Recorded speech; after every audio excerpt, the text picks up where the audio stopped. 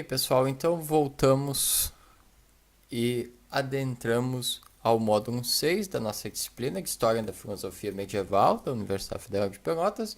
E neste módulo nós iremos estudar um dos temas que são, digamos assim, importantes dentro da filosofia medieval, mas também dentro da metafísica tradicional, que é o conceito de Deus. O conceito de Deus, então, enquanto conceito filosófico de Deus, não então um conceito religioso. Nesta videoaula, hoje eu gostaria de falar sobre, então, fazer uma breve introdução, falar sobre o argumento ontológico de Anselmo de Aosta e Tomás de Aquino e as suas 5 vias para a prova da existência de Deus. O nosso tema, então, será a questão da existência de Deus, como posso provar racionalmente ou como posso argumentar racionalmente sobre a existência de Deus. Lembrando que na próxima videoaula, ainda sobre o conceito filosófico de Deus, nós iremos estudar a ideia de presciência divina, onisciência divina e a liberdade humana. Mas na videoaula de hoje, então, falamos sobre a questão da existência de Deus. O conceito de Deus, enquanto conceito filosófico, ele é um conceito que está desde a antiguidade nas obras filosóficas, né? Platão aproxima a ideia de Deus como uma ideia de bem, né, de que todos os homens aspiram. Aristóteles identifica Deus como o primeiro motor imóvel, que move tudo sem ser movido, né? Enfim.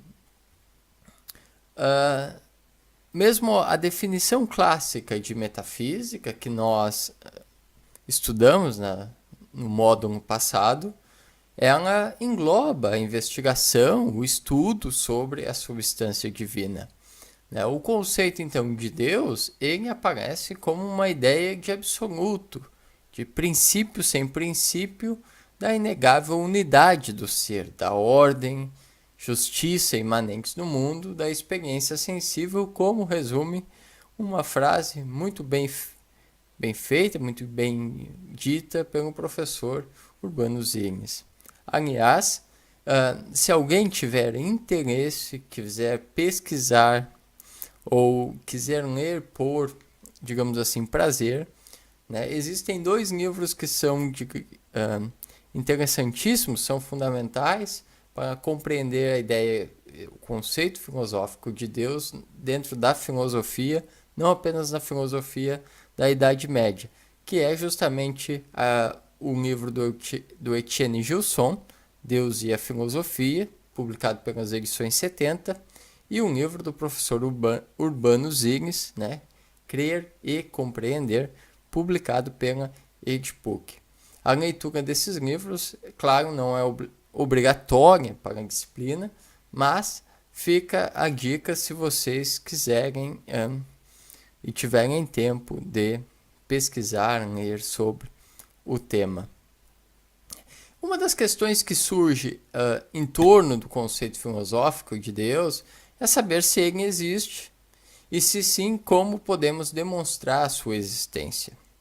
É claro que no período medieval, com uma grande influência das religiões monoteístas no Ocidente, né, refiro-me então à Igreja Católica, o judaísmo, o islamismo, demonstrar a existência de Deus tem uma conotação própria, particular, que é justamente afirmar a sua fé perante as demais.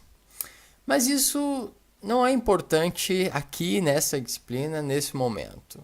O que nos interessa é conhecer os argumentos a favor da existência de Deus. E nessa perspectiva, 2 autores são centrais, como eu anunciei antes na introdução deste vídeo, que é Anselmo de Aosta e Tomás de Aquino. O primeiro com o argumento ontológico, como ficou conhecido na História das Ideias, e o segundo com as 5 vias até Deus, que é um, digamos assim, argumento que ele apresenta tanto na Suma Teológica como na Suma contra os Gentios. Vamos então ao argumento ontológico de Anselmo de Aosta ou Anselmo de Cantuária.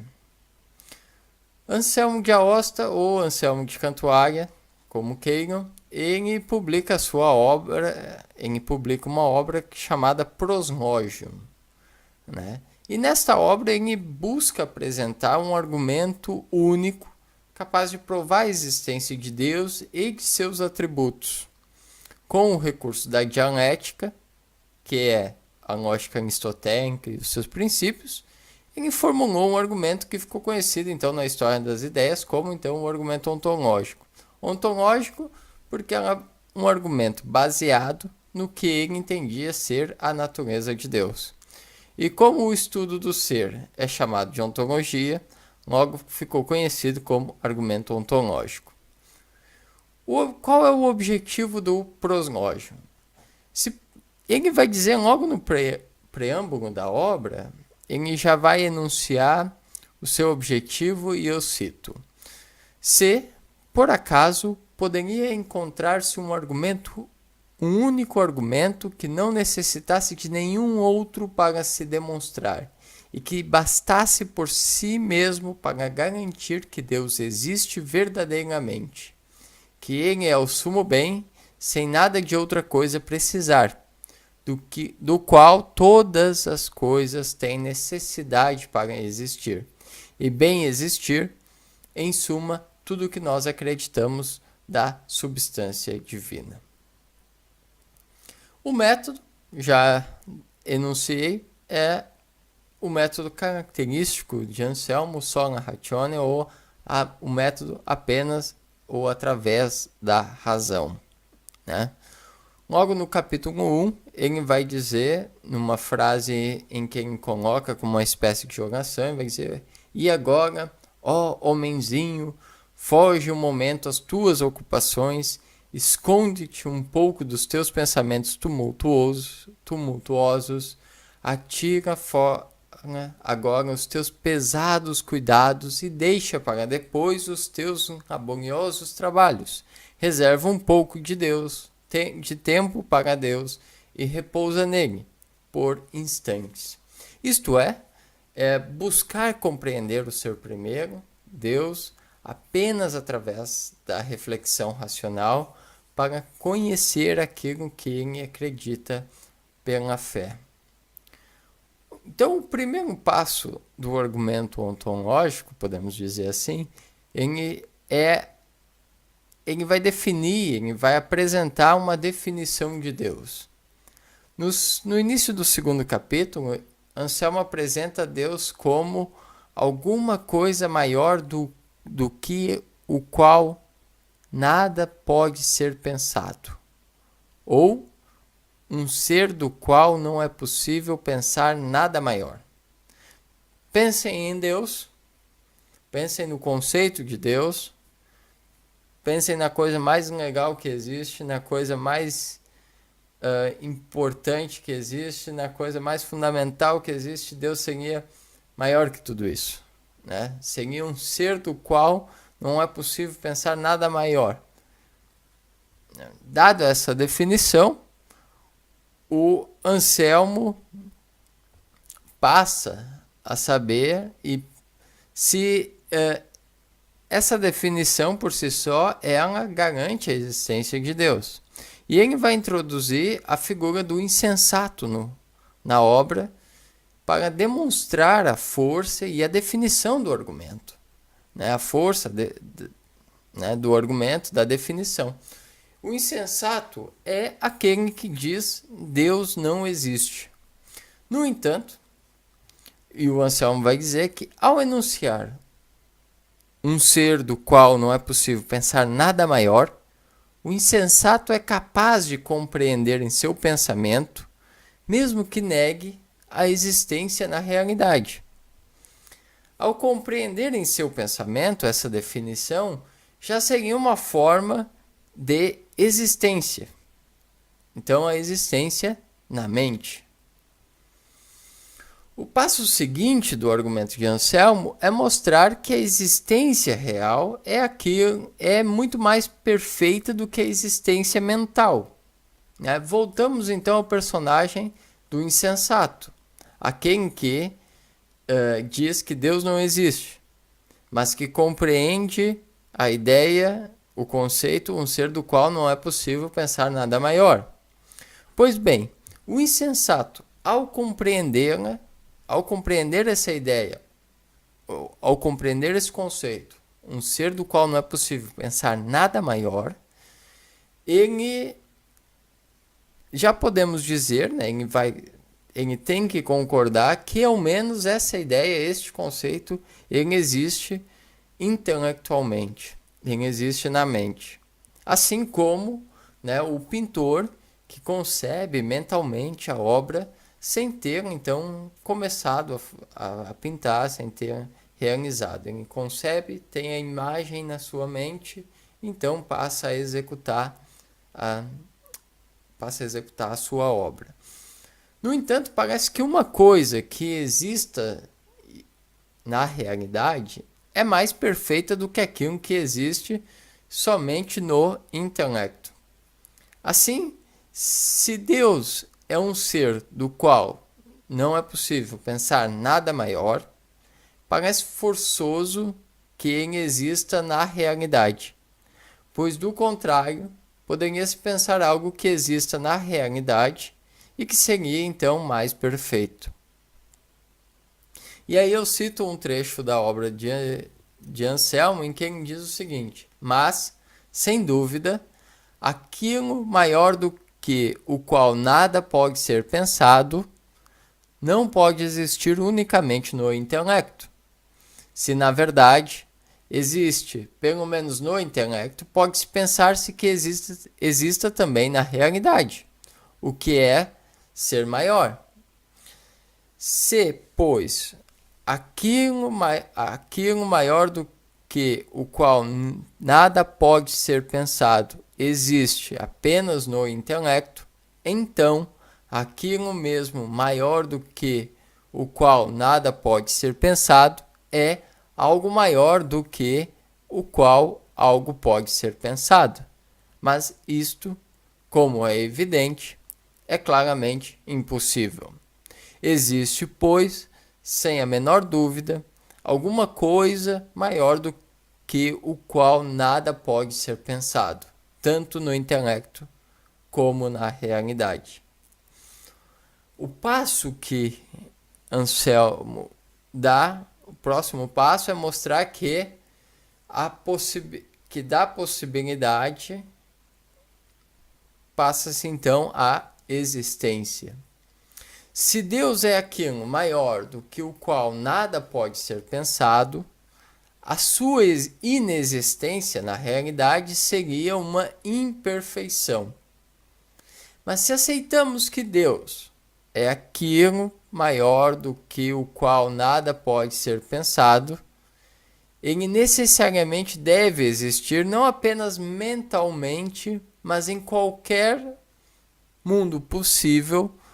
Do contrário, ele não seria aquilo maior do que o qual nada pode ser pensado. Se existe mentalmente e na realidade, não apenas neste mundo, mas em cada mundo possível, segue-se então que aquilo maior do que o qual nada pode ser pensado existe. Qual é, digamos assim, a sacada, a ideia de Anselmo nesse ponto? É mostrar que se eu aceito que Deus é aquilo maior do que o qual nada pode ser pensado, e ele existe, e que a existência, e que existe mentalmente, mas que a existência, uma existência mais perfeita, seria uma existência na realidade, não apenas na realidade deste mundo, mas também na realidade de qualquer mundo possível. Ou seja, qualquer mundo possível, se entrarmos aqui digamos assim, num exercício imaginário, e pensarmos diversos mundos possíveis, mundos paralelos, enfim, em que a ideia de Deus, aceitar a ideia de Deus, ou aceitar o conceito de Deus como ser do qual nada se pode pensar, nada maior, ou aquilo maior do que o qual nada pode ser pensado, ele deve existir necessariamente em todos esses mundos possíveis. Né? Ou seja, e aí eu cito uma passagem então do Proslogia, no capítulo 3, em que ele diz o seguinte: isto, né, o que então? Alguma coisa maior do que o qual nada pode ser pensado, existe tanto no intelecto como na realidade. Em todo caso, é tão verdadeiro que nem se pode pensar que não exista, porque pode-se pensar que existe alguma coisa que não se pode pensar que não existe, o que é ser maior do que aquela que se pode pensar que não existe. Daí que se pode pensar que alguma coisa maior do que o qual nada pode ser pensado não existe, então aquilo mesmo maior do que o qual nada pode ser pensado não é aquilo maior do que o qual nada pode ser pensado, o que não pode convir. Assim, pois, alguma coisa maior do que o qual nada pode ser pensado existe tão verdadeiramente que não se pode pensar que não existe. Assim podemos resumir o argumento da seguinte forma. Então, no primeiro passo, a primeira premissa: se é possível pensar que Deus, então, seja aquilo maior do que o qual nada pode ser pensado. E se é possível pensar que ele exista. Segundo, aquilo maior do que o qual nada pode ser pensado, ou seja, então o conceito de Deus, existe em algum mundo possível, não apenas neste. Mas se, e esse é o terceiro passo, se aquilo maior do que o qual nada pode ser pensado existe em algum mundo possível, então ele existe em cada mundo possível. E se ele existe em cada mundo possível, então ele existe no mundo atual. Segue-se que aquilo do que o qual nada pode ser pensado, nada maior pode ser pensado, existe no mundo atual. Portanto, aquilo maior do que o qual nada pode ser pensado existe. E essa é a prova, digamos assim, da existência de Deus de Anselmo, o argumento ontológico de Anselmo. A ideia, então, é justamente mostrar que, na essência, ao abordar o conceito de natureza de Deus, o conceito de substância divina, nós podemos extrair a existência de Deus, a prova da existência de Deus. As demais características da substância divina, como a suma bondade, a suma justiça, etc., elas parecem surgir da mesma ideia de perfeição que envolve a definição e o argumento de Anselmo. Então, por exemplo, se Deus é aquele maior do qual nada pode ser pensado, parece que é mais perfeito ser justo do que ser injusto, ser sábio do que ser sumamente sábio, ser sábio ou ser sumamente sábio, do que então ser um ignorante. E assim por aí vai. A existência de Deus, então, bem como os seus atributos, é algo então que em Anselmo que faz parte da essência da substância divina. Claro que o argumento de Anselmo teve diversas repercussões na sua época e também continuou repercutindo até a modernidade. Autores da modernidade como Kant criticaram, né? Bertrand Russell critica e apresenta, digamos assim, o argumento de Anselmo, critica em que pontos o argumento ontológico falha e por aí vai. É um dos temas, digamos assim, é um dos capítulos da história da filosofia importantes, não importa se você vai se dedicar ao estudo, à pesquisa da filosofia medieval ou se apenas, digamos assim, está estudando a sua formação e depois vai se dedicar a temas como bioética, filosofia contemporânea, filosofia antiga, enfim. E numa dessas diversas repercussões, dessas diversas críticas ao argumento de Anselmo, logo após a sua publicação da obra, né, Anselmo recebe a crítica do monge Gaunino, que vai responder, né, que vai escrever para o Anselmo, e o Anselmo vai responder para o monge, né? Eles vão trocar então correspondências sobre o argumento ontológico e, digamos assim, onde um acusa o outro de ter falhado, de não ter entendido e assim vai. O argumento mais conhecido que o Gaunino apresenta, contrário à tese ao argumento ontológico de Anselmo, digamos, ficou conhecido como o argumento da ilha perdida, né? O que o Gaunino vai dizer? Ele vai dizer que Anselmo, se eu seguir essa sua linha de raciocínio, o argumento ontológico, eu poderia pensar a existência de qualquer outra coisa que eu imaginasse, né? Ele propôs então pensar uma ilha perfeita no meio do oceano que ainda não tivesse sido descoberta, né? Pelo fato de poder pensar essa ilha,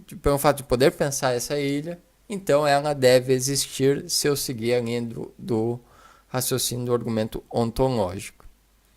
Mas como essa ilha, né, ela existe apenas no intelecto, nada impede que alguém poderia pensar em algo ainda maior, mais perfeito, então essa outra ilha então seria real. Em outras palavras, o que o Gaunino quer chamar a atenção é que poderia pensar em algo ou qualquer outra coisa, mas isso não significa que exista, né? O que o Gaunino vai questionar é basicamente a passagem da existência lógica necessária à existência então ontológica. O próprio Anselmo, como eu mencionei, ele vai rebater as críticas do monge Gaunino e vai dizer que, por exemplo, no argumento da ilha perdida, o Anselmo vai dizer: Gaunino, você interpretou mal, que o argumento ele só é válido, ele só se aplica à substância divina, que é um ser necessário, e não para os seres ou entes contingentes, como no caso a ilha. E, como eu disse, né, o argumento de Anselmo foi, digamos assim, influente, foi um tema estudado não apenas no medievo, mas também na modernidade. Tanto é que no século XVIII, o filósofo alemão Immanuel Kant, ele vai criticar o argumento de Anselmo e vai apresentar, né, uma nova forma, dizendo que Anselmo errou ao entender que a existência seria, digamos assim, um predicado, né? O que o Kant vai dizer? Que um predicado é aquilo que é dito a outro objeto e ele é utilizado para descrever, mas não pode ser parte da definição, né? Por exemplo, se eu digo que um triângulo existe, ele necessariamente tem 3 lados, né? Aquela ideia clássica de triângulo.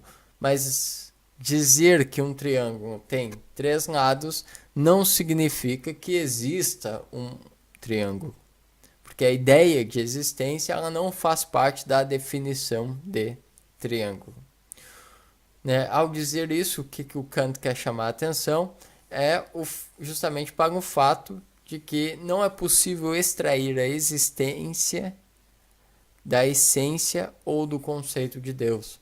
Algo que Anselmo pretendia quando disse que o insensato não pode pensar que Deus não exista. Pois bem, outro teórico medieval que apresentou também argumentos a favor da existência de Deus foi Tomás de Aquino.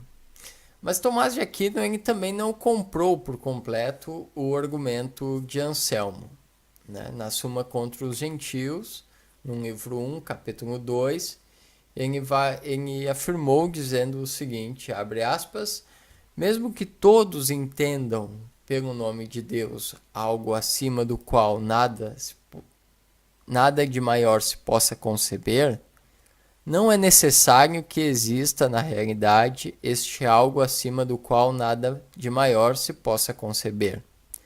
De fato, deve haver correspondência entre a coisa e o nome que a define. Contudo, daquilo que o espírito concebe quanto ao nome de Deus, só se pode concluir que Deus existe apenas na nossa mente. Pois bem, de tudo isso, não se pode concluir que exista na natureza algo acima do qual nada de maior se possa conceber. E, assim, não haveria inconveniente algum para os que negam que Deus é. Fim de citação. Tomás entendeu que, mesmo que se admita que a substância divina é evidentíssima, é evidente por si só, porque sua essência é o seu próprio ser, a gente já mais ou menos abordou esse tema no módulo passado, quando fala sobre a existência de ser atual, ser da potência, ato, né? Em Tomás, Deus vai ser um ser necessário, vai ser um ser atual. Né? Mesmo dizendo isso, mesmo dizendo que é evidente a ideia de substância divina seja evidente por si, nós não poderíamos, digamos assim, por nossa capacidade racional, aceder completamente e totalmente à essência divina. Nós só poderíamos, então, conhecê-la através dos efeitos que ela produz na natureza.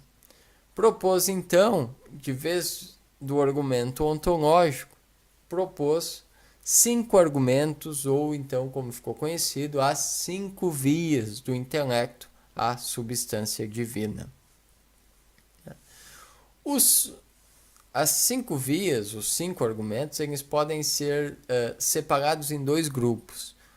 De um lado, os argumentos cosmológicos, que são o argumento do movimento, da causa, da contingência e dos graus de perfeição. E do outro lado, o argumento teleológico, não teológico, teleológico, ou da causa final. Né? Onde Tomás apresenta esses argumentos? Ele vai apresentar em pelo menos 2 obras, na Suma contra os Gentios e na Suma Teológica, ou Suma de Teologia. Há uma leve diferença no modo de apresentação dos argumentos nas 2 obras, mas, digamos assim, que em geral o raciocínio é o mesmo. Os 4 primeiros argumentos são os argumentos, então, ditos cosmológicos, porque partem do mesmo princípio de que fatos necessários partem do mesmo princípio, né, da observação de fatos necessários no universo.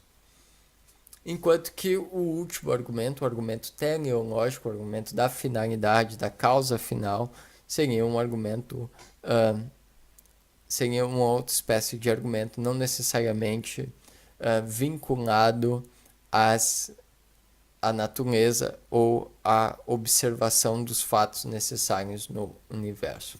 Digamos então que vamos então aos primeiros 4 argumentos, ao conjunto então de argumentos cosmológicos. O primeiro argumento é o argumento movimento, né? Tomás vai dizer que vivemos em um mundo onde existe o movimento, né, algo que é perceptível pelos nossos sentidos. O movimento nada mais é do que passar de potência para o ato, uma definição que ele toma da física clássica de Aristóteles, né? Por exemplo, o fogo em ato é algo quente, faz com que, por exemplo, a madeira, que tem a potência de ser aquecida, passe a ser quente em si, consequentemente faz com que a madeira pegue fogo, né? Não é possível que algo seja potência e ato simultaneamente. O que move não pode mover e ser movido ao mesmo tempo. É necessário que exista então um movimento precedente. Mas para evitar um regresso ao infinito, é necessário que exista então um primeiro motor imóvel, aquilo que move e não é movido. E este primeiro motor, então, seria Deus. O segundo argumento, o argumento da causa, similar ao raciocínio do movimento, vai dizer que admitimos que no mundo sensível existe uma ordem de causas eficientes. Causa eficiente é aquilo que é capaz de produzir uma causa, né? Exemplo, capaz de produzir um efeito, né? Então, por exemplo, o artesão é a causa eficiente da mesa ao construir uma mesa ou construir qualquer outro objeto como queira. Posto que uma causa eficiente pode ser uma causa para outra e assim por diante, regressaríamos então ao infinito. Mas como regressar ao infinito não é uma boa coisa, parece forçoso admitir que existe então uma causa primeira, eficiente, e que essa seria então identificada com Deus. O terceiro argumento, o argumento da contingência, né? Encontramos a terceira evidência de Deus a partir do possível e do necessário. As coisas no mundo parecem ser contingentes, ou seja, podem ser como não podem não ser, ou seja, são contingentes, não são necessárias. Elas podem existir, bem como não existir. Se todas as coisas podem e não podem existir, parece que houve um momento em que nada existiu. Mas se isso é verdade, parece que agora não haveria nada, porque o não existente não começa a existir, a não ser por algo que já exista. Assim, dentro de todos os seres que são possibilidades, que são então contingentes, é necessário que exista um ser que seja necessário. E este é, novamente, Deus. O quarto argumento é o argumento dos graus de perfeição. Dizemos que algo é bom ou mal, justo ou injusto, e assim, etc., né? Pense em outros adjetivos, de acordo com o seu máximo, né? O seu grau máximo de perfeição. Isto é, a máxima bondade, a máxima justiça, a máxima generosidade, enfim. O exemplo, por exemplo, que dá é o calor de um maçarico utilizado para soldar é maior do que o calor que é produzido ao riscar um fósforo. Então, quando falamos de calor, podemos avaliar dessa forma. Se podemos observar os graus de perfeição nas coisas, também podemos nos seres, de modo que, então, parece forçoso dizer que exista um ser máximo ou um máximo ser. E como o máximo de qualquer gênero é a causa daquilo que pertence ao gênero, né, o fogo é o máximo calor e é a causa de todos os outros tipos de aquecimento, de calores, o mesmo ocorre então com os seres, o qual possui então um máximo ser que é a causa da sua existência. Esse máximo ser vai ser, novamente, Deus. Esses 4 argumentos formam então os argumentos cosmológicos. E se vocês já devem ter notado que é muito próximo aos argumentos que Aristóteles apresenta e defende na sua metafísica. Pois bem, o quinto argumento, a quinta via do da existência, da prova da existência de Deus, é justamente o argumento teleológico ou o argumento da causa final. Podemos observar um certo ordenamento no mundo natural, de modo que as coisas existem com uma determinada finalidade e atuam de acordo com ela. Por exemplo, os olhos eles servem para ver, os ouvidos para escutar, e assim consequentemente, imaginem qualquer outra coisa. Os seres que não possuem inteligência, vai dizer o Tomás, não tendem ao fim a não ser que sejam conduzidos por alguém com conhecimento e inteligência.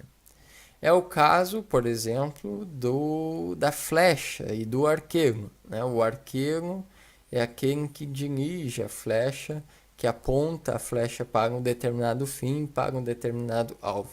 Ou seja, a flecha seria então um ser sem inteligência, que é conduzido por alguém com inteligência, com conhecimento, que é o arqueiro. Portanto, deve haver, seguindo essa linha de raciocínio, o Tomás vai dizer que deve haver alguém de forma, alguém seja suma inteligência, com o conhecimento capaz de ordenar todas as coisas. Isto é, novamente, essa suma inteligência vai ser identificado com Deus. As repercussões dos argumentos de Tomás. Os argumentos de Tomás de Aquino tiveram grandes repercussões na sua época. Houveram críticas, principalmente das implicações religiosas dos argumentos, o modo que Tomás apresentou pelo menos os 4 primeiros argumentos não parece condizer com aquela ideia de Deus, a ideia de Deus, a ideia religiosa de Deus, a ideia de um Deus cristão bondoso, onipresente no mundo, mas sim com um Deus distante e não presente nos acontecimentos do mundo. Também houve intelectuais que criticaram a semelhança dos argumentos de Tomás de Aquino com os argumentos de Aristóteles, expostos na metafísica e na física. Lembrando que Aristóteles era considerado um pagão e teve boa parte de sua obra traduzida pelos árabes, considerados infiéis pelos cristãos na época. O argumento teleológico, o argumento da causa final, teve um êxito maior na história das ideias, sendo repetido por diversos autores posteriormente.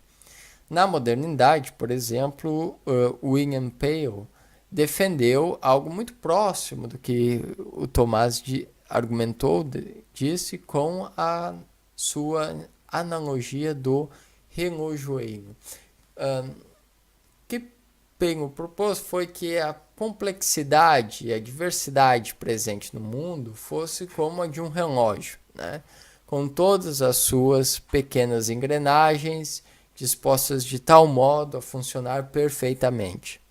Do mesmo modo que o relógio possui alguém que o fez, o mundo também necessitaria de uma pessoa que tivesse feito, um ser que tivesse construído e colocado todas as engrenagens, todos os entes de tal forma que essa essa ideia complexa de mundo, né, funcionasse perfeitamente. E nesse caso, quem seria essa pessoa seria Deus.